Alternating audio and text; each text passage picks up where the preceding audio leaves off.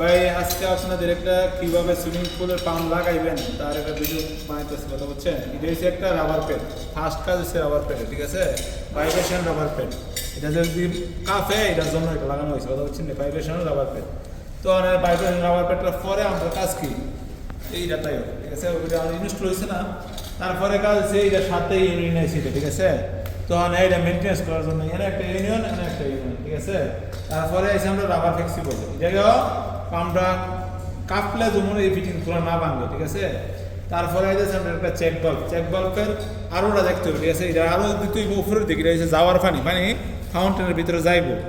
আর এটা হচ্ছে section line, ঠিক আছে, এটা দিয়ে এসে পানি আইব। এনে একটা কি আছে ফ্লেক্সিবল বাটারফ্লাই বাল্ব। আর এই চেক বাল্বেরও একটা বল বাল্ব আইব, ঠিক আছে, 2 ইঞ্চি, কথা বলছেন নি।